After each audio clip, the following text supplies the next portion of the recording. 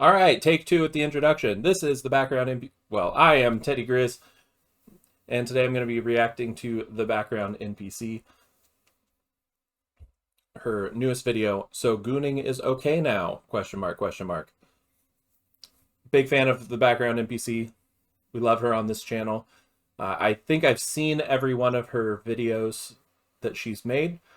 I am subscribed. I'm just going to like the video already. I know I'm going to like it. I've watched all of her stuff. I think before I started VTubing. So we're going to do a reaction here, and let's see what she has to say on gooning. For the past 2 weeks, pretty much every screen that I own has been taken over by one person. The man, the myth, the Giga Chad himself, Leon S. Kennedy. In case you missed it, somehow Resident Evil Requiem recently came out, and it is pretty great. Capcom absolutely cooked. They sold 5 million copies in 5 days, and they've confirmed that DLC is on the way. Good for them. I'm glad that they're doing well. I haven't played this one, Resident Evil Requiem. I haven't played it. I don't own it yet. I've never been huge into the Resident Evil series. I tried playing some of the first few, but I was so young when I was trying to play the first few, and terrible at games. And Resident Evil 4 came out, which was a great game, by the way, great game. But it was not really a very good Resident Evil game, if that makes sense. It departed heavily from the other Resident Evil games, but kind of redefined the series. So if I don't know. I'm glad that it's doing well, but 5 million copies sold. Good for them. I'm about to finish my 5th playthrough. Yes, my 5th, using almost exclusively the RPG as Leon because I just unlocked unlimited ammo for it. And even though I have a ton of thoughts about the game itself, this video isn't really about RE9. It is about the massive double standard of some of the people celebrating Leon the hardest right now. The thirst articles, the journalists who need to be hosed down like overheated zoo animals, the same people who have spent the last decade lecturing everybody else about this exact thing, just in reverse. Yeah, that's not fair. Pretty woman on screen means boo! Terrible chud game. Attractive man that they're gooning over. Apparently that's okay. That's weird. It's a weird look. Once again, rules for thee, but not for he. Now, Yep. Before we get into the details, I do need you to understand the scale of what has actually been happening. We are talking countless fan edits with millions of views, Leon fan cams, the art, so much art, cosplays, gym motivation. All right, so I'm a straight dude. I don't understand it. Maybe it's something that, like, I like to think that I'm usually pretty good at being able to see someone and be like, yeah, that's a pretty attractive guy, even though it's not something that I'm into. I don't see it with Leon. Am I wild and out here? I do not see or understand the attraction for Leon. I don't see why this is something that women go so hard over. Yeah, let me move myself over a little bit. Boop, boop, boop. This might be better there. I'm more in view now. Yeah, I'm not seeing it. Posts. Men saying Leon has inspired them to get in shape, which is really cool. Yeah, that's great, actually. Men, go to the gym. Lift heavy things. Actually, shirtless Leon mods, Leon dad and mustache mods, all well and all good, but then the professionals started to jump in, and I might have started getting a little better. Kotaku published a piece called Leon Scott Kennedy, I'm on prep. I'm still not sure how that What does that even mean? I'm on prep. One was not only approved, but actually published, where the writer describes deliberately keeping Leon on low health just to hear his pained grunts, and how his own pants are, at one point, gone. This is a professional journalist, mind you. And then even Nintendo, the company that treats a single exposed polygon like it's a federal crime, posted on X that Leon is absolutely jacked with a blush face emoji. Capcom posted a thirst edit of him set to Usher's "Hey Daddy, Daddy's Home" on the official account with the check mark and everything. I've pretty much seen it all at this point. I think brands posting, journalists posting, everyone posting the highest levels of sexy thirst for Leon. Even his own voice actor had some things to say, but I will touch. This is wild stuff that they're posting. That is insane. People, get some help. Go outside, meet people. I may be terminally online and just came out of hibernation, but come on, like, get some help. This is not good. Stop gooning. Seriously. It'll be okay. Find a wife. Find a husband. Stop gooning. On that in just a bit. Now, to be clear, this is nothing against Leon at all, or against the celebration of attractive characters. You guys know I am all for attractive characters, and yeah. To clarify, attractive characters are absolutely fine. Preferred even. If I'm playing a character, I want to like what I'm looking at. I don't want to be repulsed by what I'm looking at as I'm playing the game. So absolutely. Attractive characters, good. Thumbs up from me. You can't see it because I don't have that tracking ability on my model, but thumbs up from me for attractive characters. That's great. I wish my model were more attractive, but I'm a terrible artist, and so this is what you guys get. I love Leon. I think he is a legitimately great character, and it is so refreshing to see such a strong male lead finally get celebrated again. And with the way Capcom was moving up to this game's launch, all of this was to be expected. I also expected cosplayers would have a heyday when I came across this Easter egg of Rebecca Chambers stashed away in the library by Albert Wesker, which somebody responded on a parody Wesker account with a formal statement that genuinely made me laugh out loud. But I can honestly say I was not expecting Victor Gideon thirst content. Yes, I had to put my phone down after that and went and stood in my yard for a few minutes. But while I was outside getting some air, I got to thinking, imagine if a female character got this treatment at this scale. Imagine Kotaku published Jill Valentine, I'll wear a condom. Oh, they would absolutely blow their lid. Everyone would be called sexists and misogynists, and it would be... No one would be okay with it. It would absolutely be... There would be accusations of Gamergate. There would be all sorts of wilding happening. Imagine PlayStation posted a thirst edit of Lara Croft set to Justin Timberlake's Sexy Back, or Nintendo highlighting Bayonetta's curves with a wink face emoji. You know, I actually can't imagine it, because you and I both know exactly what would happen. We know because we have watched it happen for at least a decade. There was this wave of critics and...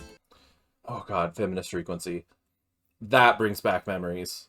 Man, I remember talking with someone about Feminist Frequency, someone that was a big fan of hers.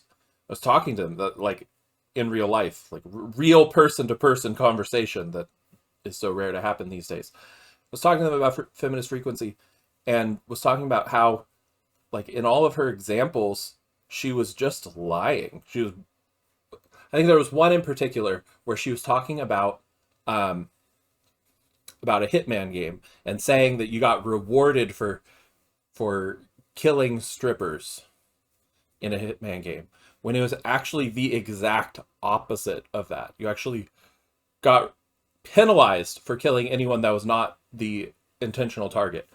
And I was pointing this out to the person that I was talking to, and their response was, yeah, well, what does it matter if what she's saying is true or not. Like the feeling behind it is true, of like there's an undercurrent of truth in that there's sexism in gaming. And it's like, but everything she's saying is a lie. How can you just be like, oh, who cares if what she's saying is absolutely provably false? Anyways, wild. Hadn't thought of Feminist Frequency in a very long time. Activists who looked at the gaming audience, an industry that was largely built by and for men, and basically said, the characters you like are a problem. The women you find attractive, that's immature, regressive, and a moral failing. And this, unfortunately, was not just one person yelling into the void. This was all over gaming media. Full coverage, speaking invitations, developer consultations, and it got so loud that not only did studios start listening, they started hiring these people, and it has become the norm. Which, for example, is how we see something like the devs of 1348X Photo so casually respond to this tweet about their characters, saying, "Why would you expect women to necessarily be attractive?" Because the truth of the matter is, most women are attractive to men. Men find most women attractive. Heterosexual men often find women attractive. So if you're making a character that is so unattractive that heterosexual men do not find them attractive, you are going to great lengths. Like that's really saying something. Happy launch day, guys, by the way. So for the better part of a decade, we have watched it happen. A very loud, coordinated, industry-level push to change female characters in games. They were too revealing, they pushed unrealistic beauty standards, were harmful to the culture. Developer guides started telling studios what female characters should and shouldn't look like. Official characters should look like whatever the designers of the game want them to look like. If they want to make a pretty character, make a pretty character. If they want to make an ugly character, make an ugly character. That's fine. But realize that you're making a product that's going to be going out to people, and that if people don't enjoy the look of your character, they might not play that game. They might not buy that game. You might not make money. It's like anything you do as a job is about providing a service to someone else. You are exchanging your talents and time for their money. And if your talents and time are not creating something they want, then they're not going to buy it. And that's totally fine. And maybe you find a niche audience that wants what you are creating. Maybe you don't want to sell it at all and you're just making it as a personal project. That's fine too. But don't get upset when people don't like what you make, when you're intentionally making something distasteful. Does that make sense? Company statements were issued. Whole victory poses got pulled because someone wrote a forum post looking at you, 2016 Tracer. Characters that had looked a certain way for decades got softened in their remakes, and the press either applauded or scolded you for noticing. Outfits got covered up, proportions got adjusted. If a new female character showed up looking a little bit too good, she was not celebrated, she was villainized, and a controversy or problem to be solved. These people treated every female character like she was going through airport security. Ma'am, that's a little bit too much cleavage. I'm gonna need you to step aside. Meanwhile, we have seen celebrations of characters like Geralt, Arthur Morgan, Asterion, and most recently, Leon. Thirst traps, shirtless mods, people calling for nudity mods, which is not needed for Asterion, but nobody wrote a developer guide about that. Nobody called it harmful or was concerned about what it said about the industry. It's almost like the rules only ever applied to one set of characters. Yep. Super weird. What's even funnier is after years of this, a study actually came out like 2 years ago that said female gamers preferred playing as the hotter female characters anyway, not the toned down ones. And now those same outlets, those same voices, sometimes the same human beings, who spent years telling developers and gamers what women should and shouldn't look like in games, and in some cases are still writing those pieces, are now sharing pants removal journalism about Leon S. Kennedy. They are telling developers that attractive female characters are harmful to the culture with one hand and gooning to Leon S. Kennedy with the other. I've seen people make jokes about naked Leon mods, and it is all ha ha ha jokes and celebration, and yes, please give us more. But somebody makes a body mod for Grace that changes her proportions, and suddenly it's disgusting. It's incredibly disrespectful, because how dare you, chuds? My goon is culture. Your goon is jail time.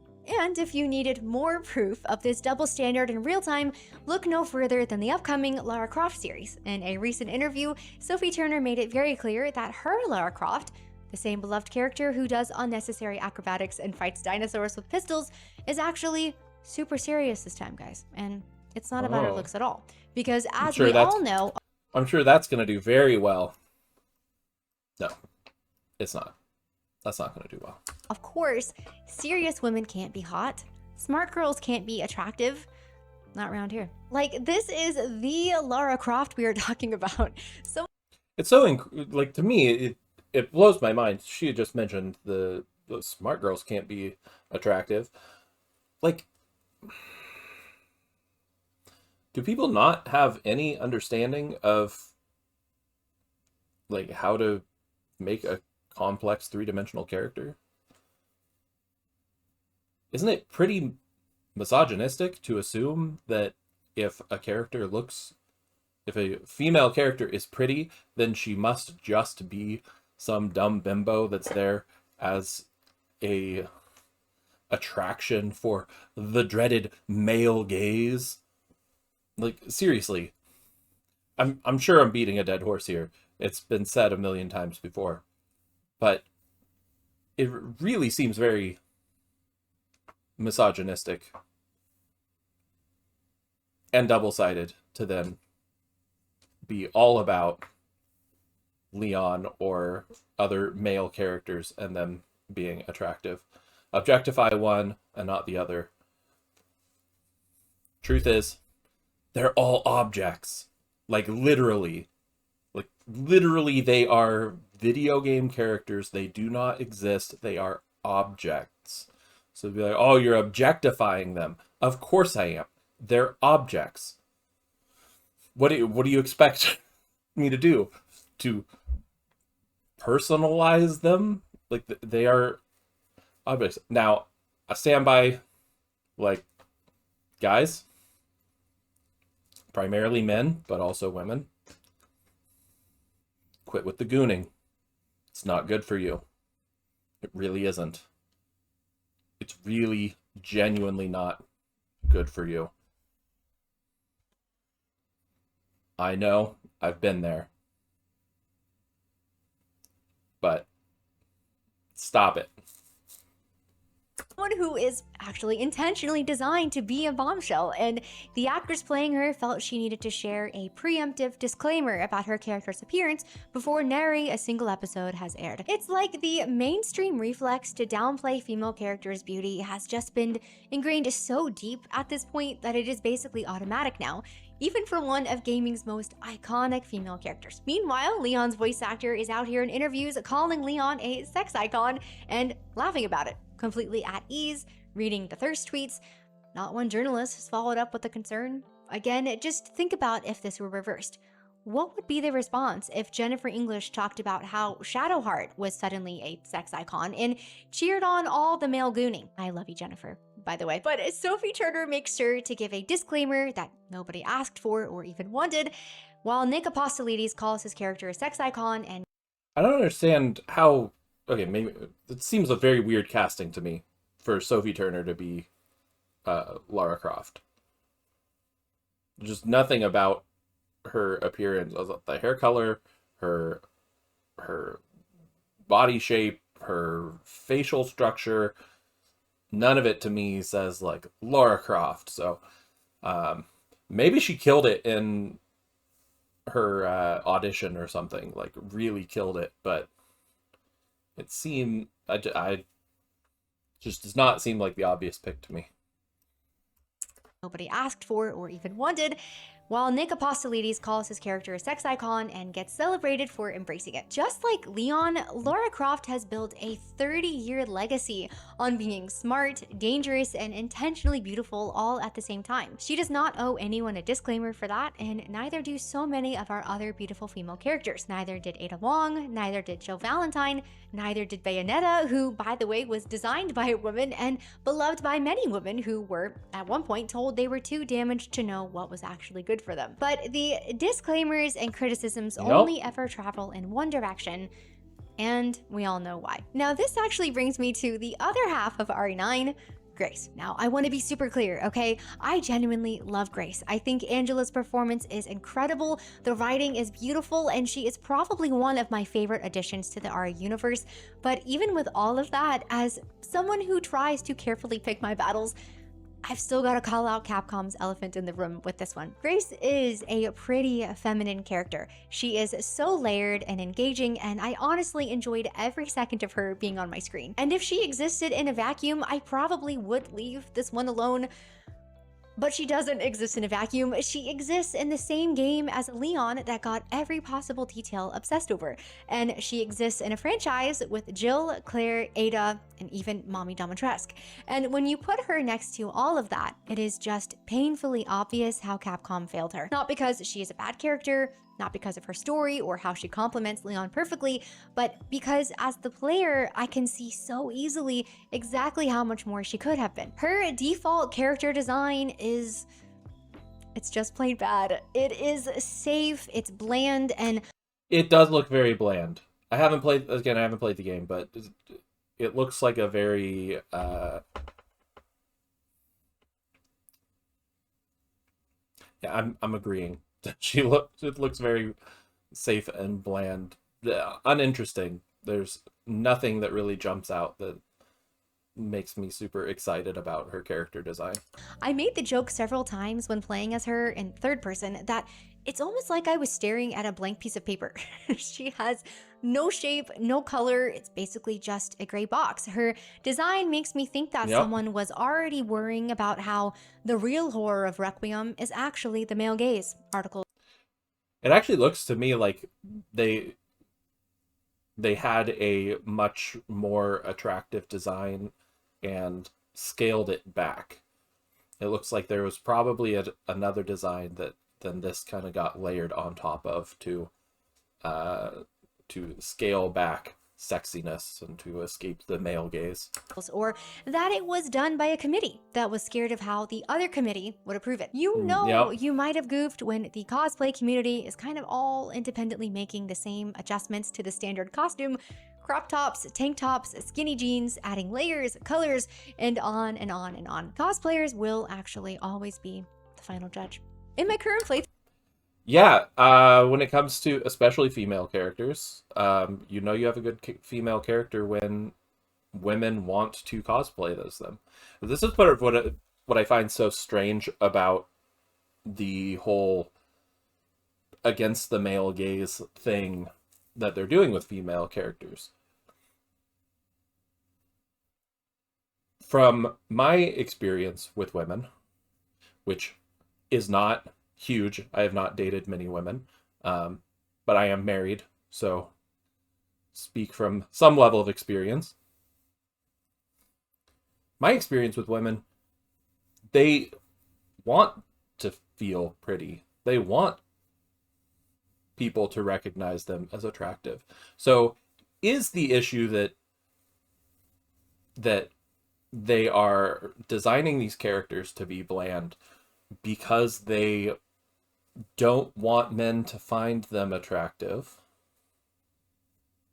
Is it that women are finding difficulty in placing themselves in the character's shoes? Because when I'm playing as a big, strong character or whatever, if I'm playing World of Warcraft and I'm playing a Tauren, I am that character. I'm this big, strong bull man.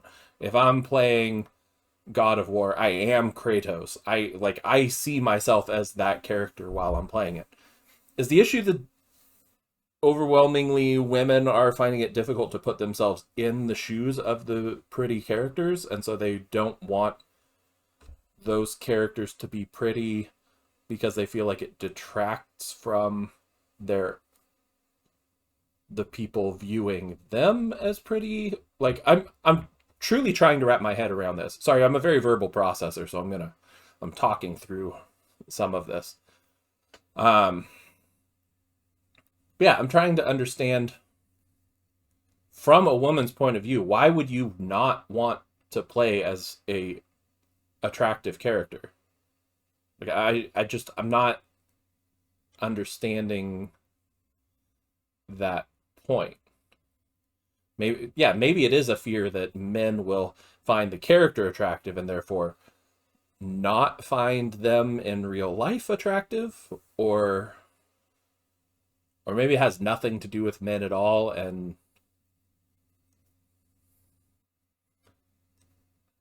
I don't know. If you have any explanations, any thoughts on the issue, please let me know down in the comments. True, I actually added a crop top mod to Grace, and I have to say, it has made it even more fun to play. Now, I've got more to say about Grace, but I think I'm gonna save that for a future video, talking about all of our wonderful female characters.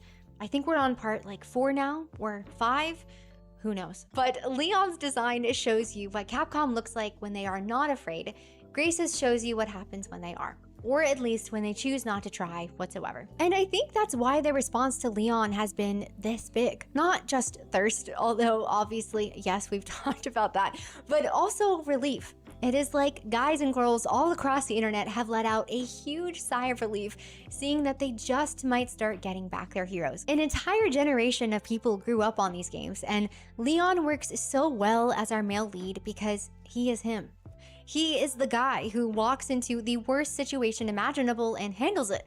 He's smart, capable, brave, a little bit corny in exactly the right way. Men want to be him, women want to be with him. He is the power fantasy and the rescue fantasy all at the same time, and there is nothing wrong with either of those things. Absolutely, there's nothing wrong with either of those fantasies, either of those ideas. There never was, and that is what a great character does when you just let them be great. No committee, no disclaimers, no apologies, just here he is, and look how everyone has responded. Look how hungry everyone was for it. Leon doesn't need to be any less. He is basically just a perfect character. Now we need the rest of our characters to be elevated to his level. If you made it to the end of this one, thank you so much. I know I was gone for a couple of weeks. Honestly, most of my spare time has been going to revisiting the Resident Evil remakes, but are you playing Requiem? Did you beat it? What are your thoughts? Thanks again for being here, and I'll see you in the next one. Thank you, Miss Background NPC, for a fantastic video. I liked it already, didn't I? Yeah, I already gave it a like. Yeah, there's definitely a double standard there between men and women in the gaming space as to how they react, how especially journalists react to the male and female characters. It's a little wild. It's weird how much they like, and how obvious it is that they have this double standard. Not even trying to hide it a little bit. But I suppose it is what it is. It's good to see good, strong male character. Hopefully they can bring back some attractive female characters too. I know, like, I prefer to see attractive characters in my games. Maybe that's weird. I prefer to look at attractive art. When I go to a museum, I don't want to look at a bunch of pictures of vomit and trash. I want to look at something pretty. It's the same way with video games. If I'm going to be looking at an art piece, I prefer to look at something attractive. And I don't think that is or should be a hot take, but that's it. Thanks everyone for coming and watching this YouTube video, or this stream, if you joined me on stream for any of the time you were there. I'm trying to stream on Kick. My Alaskan internet is not particularly strong, So there may be some hiccups here and there, but it seems to be working okay so far. Yeah. I don't know how to end a video.